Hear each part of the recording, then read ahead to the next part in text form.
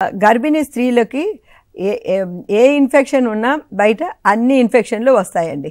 So malaria infection కూడా రావచ్చు.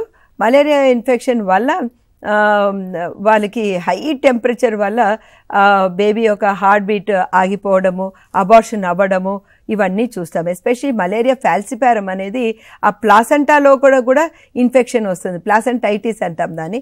ఆ ప్లాసెంటాలో ఇన్ఫెక్షన్ వచ్చేసి బేబీకి రక్తం సరిగా వెళ్ళక, రక్తస్రావం జరగక అబార్షన్స్ అయిపోవడము, బేబీ కడుపులో పోవడం ఇలాంటివన్నీ జరుగుతుంటుంది.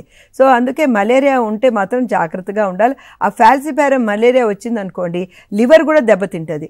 లివర్ దెబ్బతినింది అనుకోండి పల్మనెంట్ హెపటైటిస్ వచ్చేస్తుంది. ఎల్లో కలర్ ఎక్కువ అయిపోయి వాళ్ళకి సీరం బిలిరూబిన్ చాలా ఎక్కువైపోయి హిపాటిక్ కోమాలోకి కూడా వెళ్ళే ప్రెగ్నెంట్ లేడీస్ అవకాశం ఎక్కువగా ఉంటుంది. సో అందుకోసమే చాలా జాగ్రత్తగా ఉండాలండి. ఈ దోమతెరలు వాడడము, తర్వాత వీలైనంత వరకు చుట్టుపక్కల నీళ్లు నిలవకుండా ఉండడము, సో దట్ ఆ మస్కిటోస్ దాంట్లో బ్రీడింగ్ చేయకుండా ఉండడము, అవన్నీ జాగ్రత్తలు తీసుకోవాలండి.